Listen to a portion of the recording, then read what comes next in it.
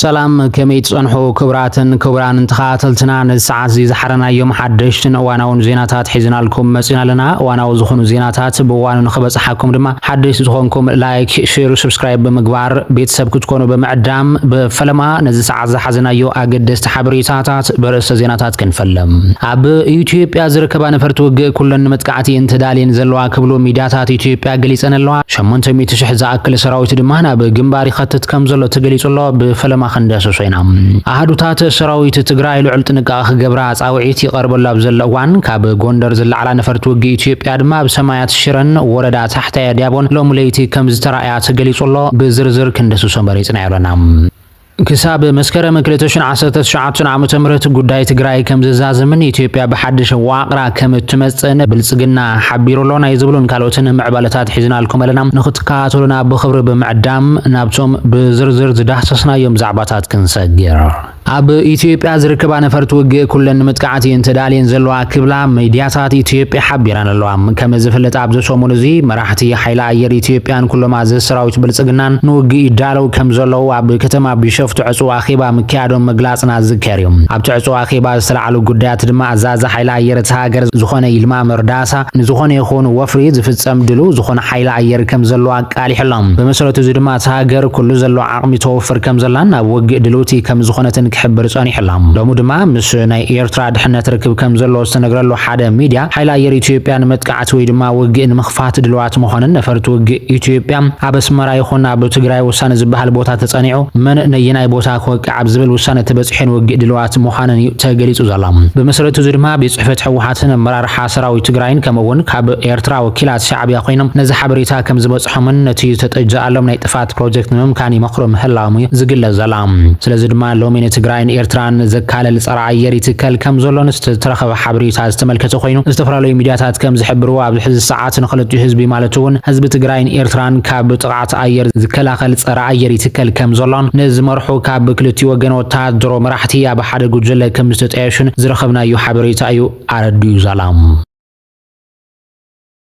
بخالق زينا حوحات حدا وقتا وسانه كم زحلفه زغلصو حبريتات تزرغيهم ملام ود حوحات بز ساعات زي عبي زبال وسانه كم زوسنه قالح زل خوينو زوسانه دما بغداي فيدرالو منغستن اصال عدله تግራይን كم زخونه اندات حبريهم فيدرالو منغستي لوميا بلعل حوحات تفرالو يتدغاغم تشرح يقرب كم زلون زشرح دما تود بتقليل مطفان زعلم كم زخونه ينغرالو كم زفلط فيدرالو منغستي مسبحتاونا يتግራይ وكيل زخونه حوحات كوينو اتزغبرو دردر مستود منبارو زكريم يكون برج زي محدار طايشو بوليتيكا تግራይን ንባዕሉ ክባልዓን መስክልትዮም አካላት ብሽርሕ ክሰርሕን ምጽንሑ ዝከር ኮይኑ ድሓር ድማ ውድብ ሕወሓት ከም በሓዶሽ መዝገብ በመባል ንብረት ትውድብ ከወርስ ምዃኑ በግልጽ ተዛሪቡን ተግቢርዎን እዮም ፌደራላዊ መንግስት ኢትዮጵያ ድማ በግልጽ ንውድብ ሕወሓት በመድምሳስ ንብረት ትውድብ ከም ዝተዘረፈን ትውድብ ወን ካብ ዝኾነ ይኹን ፖለቲካው ተሳትፎ ከይሄሎን በመግባር ናብ ወገ ዘምርሖ አንፈት ጸሪግዎ ድሕራ ዋራ ሓብዘሎ ጊዜ ድማ ፌደራላዊ መንግስቲ ኣብ መላእ ትግራይ ናይ ብልጽግና መንግስቲ ከም ዝግበር بمسلام قدمي جن حوحات مدفعت اللي مو كم زول يحبر لهم ندي سيبود معه ودب حوحات قدم تشرح عبينا بتجوار متى حدش وسنة كم زحلفيو زقل زلام بمسألة زود معه ودب حوحات حدش وسنة كم زحلف استقل سخينه أزو سنة دماء مريحنا تجراي بهزوز مريت معراب تجراين مقوس أرزخين وسنة يموسينهم زلام مريت معراب تجراين أب منجستن هذ بنت تجراي كمل لس عن صار فيدرال ومنجست توارد قال سخجمر زبل سو أخيبا أتود بكم توسنة يتحبر زلام أبزوش تخلتهم على تعاقب وسنة كم زحلف استنقر له ما أخلاي كوميتي ودب حوحات دما لومي حدش وسنه زمحل لفخوين سلطان تግራይ ሙሉእ بملؤ كساب حمورا زرغحن زخون يخون حدغا كاب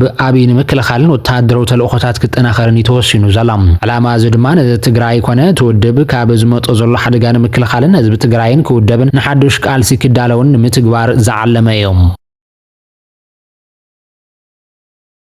شمونت ميتشح سراويت ناب جنباري خطت كم زلو تحبيرو منجست ኢትዮጵያ ስልጣን መሓዙ ሲዕቡ ቁጠባ ኢትዮጵያ ከቢድ ቀውስና አስዌ አበዝ ኸደል ዘለዋን ኢትዮጵያ ካብ ዓለምን 13 ሃገራት ጥራይ በመብላጽ ህዝባ ብጥሜት ተሳቀን ዝመውትን ካብ ዘሎ ሃገራት ኣብ መጀመርታ ደረጃ ከባቢ ከም ዝተሰርዓት ዘወፀ ዘይሻራው መጽናዓት ዕላው ተገይሮም ኢትዮጵያ በዋን ሕወሓት ይወደ ቅልጡፍ ናይ ቁጠባ ዓብየት ካብ ዘርያ ዝነበረ ሃገራት ዓለም ካብ ቀዳማይ ክሳብ ሳልሳይ ደረጃ ዝነበረ ኳን ተኾነ ሕዚ ግን ብልጽግና ኦሮሞ ሃፍቲ ኢትዮጵያ በበዝሒና በጽዋር የውዕሎ ስለ ዘሎ ቁጠባ ኢትዮጵያ ክምለሰሉ ናብ ዘይኽእል ደረጃ ከም ዝወረደ ሊቃውንቲ ስነ ቁጠባ እናገለጹ እዮም። ነዚ ሲዒቡ ድማ ሰበስልጣን ብልጽግና ኣብ ስልጣን ከም ዘይቆጽሉ ስለ ዝፈልጡ ኣብቶም ናይ ወጻኢ ህዱሙ ከም ዘለዉ ተገሊጹ ዘሎ። ነዚ ሲዒቡ ድማ ኣብ ኢትዮጵያ ዘሎ ናይ ቁጠባ ቀውሲ ተጠናኺሩ ከም ዝቕጽልና ተገለጸ እዮም። ነቲ ኣብ ኢትዮጵያ ሕዚ ዝውስኽ ዘሎ ቀውሲ ምኽንያት ክልተ እንትኾኑ ንሳቶም ድማ ኣብ ኢትዮጵያ ዝርከቡ ሰብ ሃፍቲ ቻይና ልዑል መጠን ዘለዎ ዶላር ምድላዮምን ሰበስልጣን ኢትዮጵያ ብዶላር እናቀየሩ ኣብ ኢትዮጵያ ዝነበረ ሃፍቶም ናብ ወጻኢ ህድም ወስሎ ዘለውን ከም ዝኾነ እዩ ዝግለጽ ዘሎ። ስለዚ ድማ ብር ምስ ዶላር ዘለዎ ሸርፊ ብዝተጋነነ መለክዒ ከም ዝወድቕን ኣብ ቀረባ መዓልታት $1 ብኣስታት 200 ብር ክሽረፍ ምዃኑን ካብ ፍልፍላት ዝተረኸበ ሓበሬታ የረድዩ ዘሎ። እዚ ከምዚ ኢልና ሃለወ ሕዚ ካብ እሙናት ፍልፍላት ዝተረኸበ ሓበሬታ ከም ዝሕብሮ 800,000 ሰራዊት ናብ ግንባር ይጓዓዝ ከም ዘሎን ብልጽግና ኦሮሞ ምልሻታትን ፍሉይ ሓይልን ክልላት ሓዊሱ ልዕሊ 1 ሚልዮን ሰራዊት ከም ዘሎ ፍልፍላት ይገልጹ ኣሎም። ይኹን እምበር ብልጽግና በዝሒ ሰራዊት እምበር ብቕዓት ዘሎ ሰራዊት ከም ዘይብሉ እቶም ፍልፍላት ይገልጹ ኣሎም። እዚ ከምዚ ኢሉ እናሃለወ ኣብይ ኣሕመድ ቅድም ክብል ብ10 ተሽሓት ዝቁፅር ሰራዊት ናብ ግንባር ዘገዓዝ እንትኸውን ሕዚ እውን ብማይ ተሽሓት ዝቁፅር ሰራዊቱ ብዓፋር ናብ ደቡብ ኤርትራን ትግራይን ይጸግዕ ከም ዘሎ ተገሊጹ ዘሎ። ብተመሳሳሊ መንገዲ ኣብይ ኣሕመድ ኣብ ምዕራብ ትግራይ እውን 100,000 ሰራዊት ከም ዘእትወን ትእዛዝ ይጽበ ከም ዘሎ እናተጸብጸበ እዩ። ኣብይ ኣሕመድ ሕዚ ኩናት ምጅማር ዝደልየሉ ምኽንያት ብዓብዩ ብድሕሪት ኮይነን ናይ ዝድግፋ ዘለዎ ሃገራት ተልእኾ ንምፍጻም እኳ እንተኾነ ካብዚ ብተወሳኺ እውን ኣብ ኢትዮጵያ ተፈጢሩ ዘሎ ኩነታት ከስተኻኽሎ ስለ ዘይኽእል ኩናት ከፊቱ ዕድሉ ንምፍታን ስለ ዝሓሰበ ይክብሉ ልሂቃን ፖለቲካ ይገልጹ ኣሎም። ስለዚ ድማ ኣብይ ኣሕመድ ንትግራይን ኤርትራን እንተሲዒሩን ኢትዮጵያውና ንትወደብ እንተገይርዋን ንብዙሓት ዓመታት ንጉሰ ነገስት ኢትዮጵያ ኮይኑ ክገዝእ ካብ መስከረም ጀሚሩ ነዚ ከም ዝእውጅን እንተተሳዒሩ ድማ እኹል ሃፍቲ ናብ ወጻኢ ስለ ዘህደመ ኣብ ሕቡራት ኢሚራት ዓረብ ሩስያ ቻይናን ወይ ድማ ኣሜሪካን ዕቁባ ሓቲቱ ንምንባር ከም ዝኾነ እዩ ዝግለጽ። ካድረታት ብልጽግና ድማ ካብ ዝመጽእ ዘሎ ዓመተ 2019 ኢትዮጵያ ብኣብይ ኣሕመድ ተመሪሓ ሓድሽ ሕገ መንግስቲ ሓድሽ ኣወቃቅራ ክህልዋ ከም ዝኾነ ይገልጹ ኣሎም። ይኹን እምበር ቅድሚ እዚ ምዃኑ ፌደራላዊ ስርዓት ኣጥቢቓ ትደሊ ትግራይ ምስባር ይድሊ ዝበሉ ኮይኖም ሎሚ ድማ እዚ እኩይ ተግባሮም ግዜ ኣኺሉ ብምባል ኣብ ልዕሊ ትግራይ ውግእ ንምኽፋት ምንቅስቓስ ጀሚሮም ኣሎም። ብወገን ትግራይ ዝግበሩ ዘለዉ ሰራዊት ናይ ምጥንኻር ምንቅስቓስ ተጋነነ ግፋ መናእሰይን ድማ እቲ ኩናት ምቅርራቡ ዘርኢ ክብሉ ምንጭታት ገሊጾም ኣሎም። ሓዱታት ሰራዊት ትግራይ ድማ ልዑል ጥንቃቐ ክገብራ ጻውዒት ዝቐረበ ኮይኑ ካብ ትግራይ ዝወፀ ህፁፅ ሓበሬታ ከም ዘመላኽቶ ኣብዚ ሕዚ ሰዓት ፌደራላዊ መንግስቲ የተለምዶ ውፅእ ዝበሉ ምንቅስቓሳት እንዳካየደ ከም ዘሎ ተገሊጹ ዘሎ። ብመሰረት እዚ ድማ ነገራት ካብ ዝተጸበናዮ ንላዕሊ ብፍጥነት ናይ ምቅያር ተኽእሎ ኣለዎ ዝበሉ ልሂቃን ትግራይ ብፍላይ ኣብ መቐለ ከባቢ ክሳብ ወሰናት ዓፋር ዋንነቱ ናይ ዓረብ ኤምሬት ዝኾና ሰባልቦ ነፈርቲ ዳህሳስ ይገብራ ኣለዋ ክብሉ ገሊጾም ኣሎም። ኣብ ስትራቴጂክ ቦታ ምጥቃዕቲ ክበጽሕ ስለ ዝኽእል ልዑል ጥንቃቐ ክግበር ዝፀውዑ ኮይኖም እዚ ሓበሬታ ድማ ንህዝቢ ትግራይ ብዕሊ ክንገሮና ሓፈሻዊ ምንቅስቓስ እቲ ሰራዊት እውን ኣብ ግምት ዘእተወ ምንቅስቓስ ክግበርን እዩ ጻውዒት ቀሪቡ ዘሎ። ብፍላይ ኣሕዱታት ሰራዊት ትግራይ ኣመራርሓ ሰራዊት ዝኾኑ ዓበይቲ ጀነራላት ጥንቃቐ ክገብሩን ተነጊርዎም ኣሎም። ብተመሳሳሊ ዜና ድማ ካብ ጎንደር ዝተላዕላ ነፈርቲ ውጊ ኢትዮጵያ እውን ኣብ ሰማያት ሽረ ወረዳ ታሕቲ ያዲያቦን ፍሉይ ቦታ ማይ ኩሕለብ ዝበሃል ከባቢ ሎሚ ለይቲ ከም ዝተረኣያ ምንቅስቓስ ኣየራት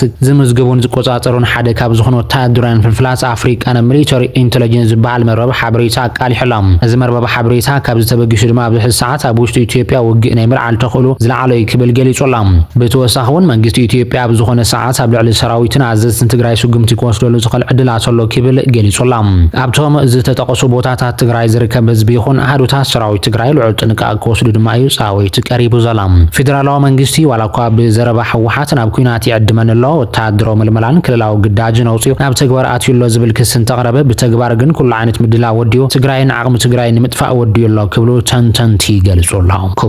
ክቡራትን ተመልከትና ነዚ ሰዓት ሒዝናልኩም ዝነበርና ሓበሬታታት እቶም ክትከታተልዎም ጽናሕኹም ይመስሉ ነይሮም። ሰናይ ምክትታልኩም ኣዚና እንዳመስገንና ኣብ ዝቕጽል ብሓድሽ ምዕባለታት ንራኸብ ክኸውን እዩ። ሰናይ ተመኒናልኩም።